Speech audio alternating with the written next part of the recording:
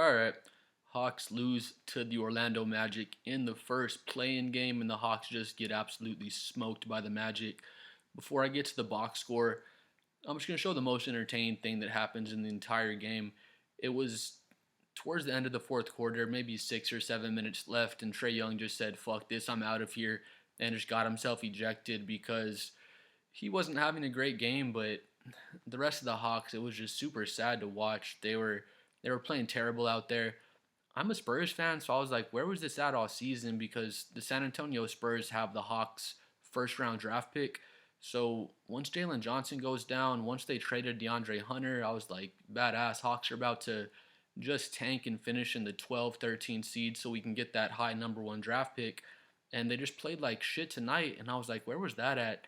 This past month or two when we needed it to get their high draft pick in San Antonio. But anyway, if you look here, here's Trae Young. He already had gotten one technical before this, but let me rewind real quick a little bit.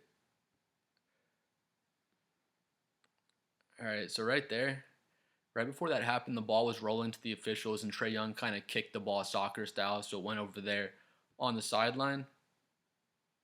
And then he's kind of dribbling it. I run it back real quick. Fucking hilarious. I don't know if you saw that, what he did, but so he has the ball. The ref's waiting for the ball. Boom. Trae Young fucking hit him with the spin. He put the backspin on the ball, and if you look, this shit was hilarious. If you look, the official kind of sticks his hands out to get the ball, and then Trae just hit his ass with the backspin. Whoop. You thought, bud.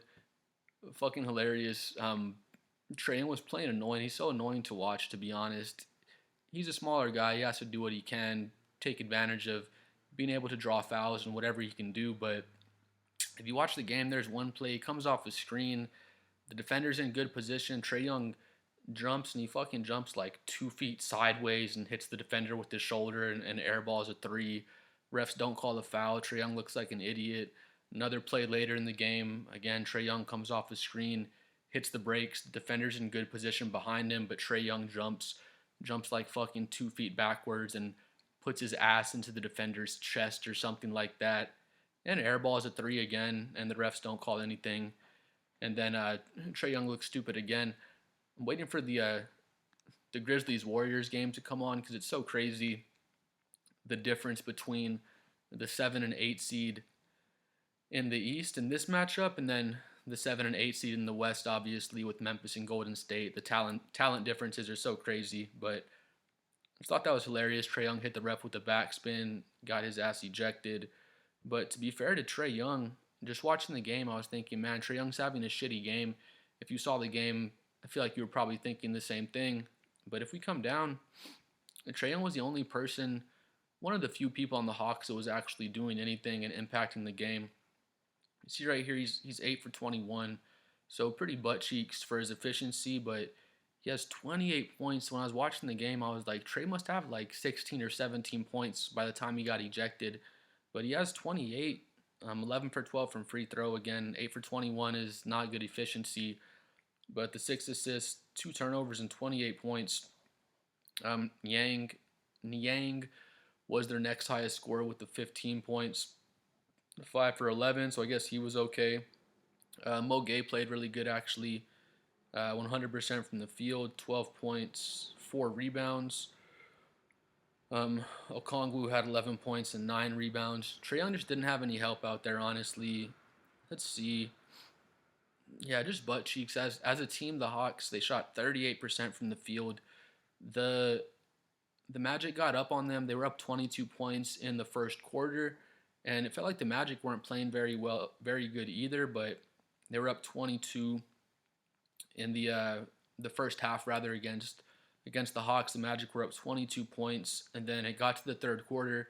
Hawks cut the lead to 8 points, I believe, at one point, but it wasn't like the Hawks were on some crazy scoring run. It was just that the Magic, they literally went like 7 minutes with 0 points or maybe 2 points. They went on a gigantic scoring drought, and when they're on the scoring drought, the Hawks kind of tiptoed their way to within 8 points, but once the scoring drought was over, the Magic started hitting their shots again. It just turned into a big ass 30-point blowout, like it basically ended up being.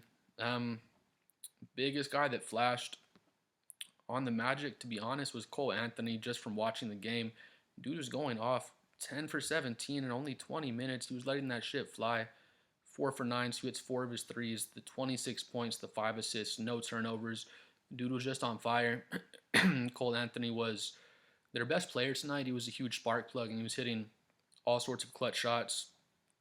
Um, Black was playing good as well. He had 16 points, hit all 3 of his threes, only missed one shot. So he was great for the Magic. Paulo Banchero, if you see, is 4 for 13, so pretty butt cheeks efficiency to be fair. But he has 17 points, 7 assists, 9 rebounds, a steal, a block. So you're just impacting the game in all sorts of different ways other than his scoring. He's a real all around player. His defense is really good. He can do everything. So when his shot's not falling, he can still impact the game in a lot of different ways. Again, if you watch the game in the first quarter, by the end of the first quarter, Boncaro, he didn't make a field goal, I think, in the whole first quarter. Maybe it was the last minute or two when he got his first field goal. But there was a point in the first he had 6 points, 5 assists, 4 rebounds, something like that in the first quarter, and he hadn't made one bucket. He just got 6 points from the free throw line. Again, he was playmaking for his guys. He was rebounding. So if his shot's not falling, he can do all sorts of other things. Because if you watch the game, it felt like he was dominating the first quarter, even without making any buckets. He was just controlling the tempo and playmaking for his guys. Franz Wagner, he was 6 for 15. He has the 13 points. Damn, 13 rebounds. Didn't even realize he was rebounding so well. 3 assists, 2 steals, 1 block. Wendell Carter with the 19 points and the 7 rebounds. 8 for 12. He was really good as well. I'm going to say like an unpopular, maybe a popular opinion. I love Franz Wagner and I love Boncaro as well, but I think they need to get split up. I've heard other people say this as well, but their skill sets are pretty much exactly the same. They're almost the same player. I think Paulo's better out of the two, but I'm not saying they can't flourish together and they can't turn the Magic into a playoff team. They pretty much already are here. They're going to be playing against the Celtics now after this win, but I just don't think Moncaro and Wagner together are going to reach the heights that they would be able to reach if they didn't play together. They need more like because neither one of them can shoot from the outside, so they would both flourish better, flourish better if they had a stretch four to play next to them. Because when they're both playing out there together, again, they're both all around players, but they're just not knockdown spot up shooters. They're not very good outside shooters at all. So, for Boncaro or Wagner to be the best version of themselves, they need to have the ball in their hands a lot. And, Paulo seems to be the one that runs the offense more than Franz, of course. But the nights when Paulo is out, Franz Wagner can run the offense really well. He can be close to just as good as Paulo as an all-around player. But they're both 6'9", 6'10", point forward style players. If they were both able to shoot decently from three, I mean, you see 0 for 3 for Paulo, 0 for 5 for Franz. So they're just not good enough shooters to be able to coexist, in my opinion. Maybe they develop their jump shot and get better. Franz has a really bad hitch on his jumper, but some nights he can get hot and knock him down. Same thing with Paulo, but they're just not consistent enough shooters for them to coexist, in my opinion. Again, like I said, I can see them continuing to be, a decent team, maybe even a middle of the pack team in the East, making the playoffs, maybe next year making the 5 or the 6 seed, who knows, but I feel like you got to split these two guys up for both of them to reach their potential as players, and also, for Orlando to be as good as they can be.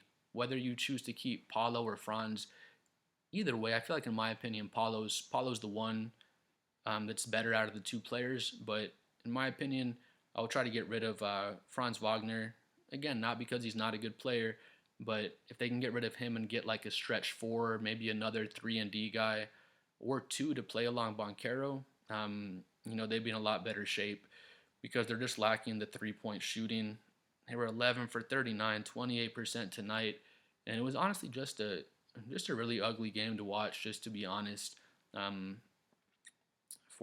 from the field for the Magic, but like I said again for the Hawks, 38% from the field. A lot of that credit has to go to the Magic. They're playing really good defense. They don't have any like crazy big men so much. I guess you consider Wendell Carter a pretty solid big man, but Boncaro, Franz Wagner, Caldwell Pope, they just have a lot of really tall guards, a lot of oversized forwards in Boncaro and Franz. So they just use their size to make things really tough on the other team, and they made things really tough on Atlanta tonight and sent their ass home. So yeah, Magic secured their playoff spot. They're going to get to play the Celtics in the first round and maybe push it to 5 games, best case scenario. But I think they will go home against the Celtics unless they pull off the biggest upset in NBA history. But let the Magic have their moment for now. Just a great all-around team game for them. Hilarious how Trae Young just got butt hurt and got himself ejected out of the game. Again, it was ugly to watch Trae Young jumping sideways and jumping backwards and flopping around for threes.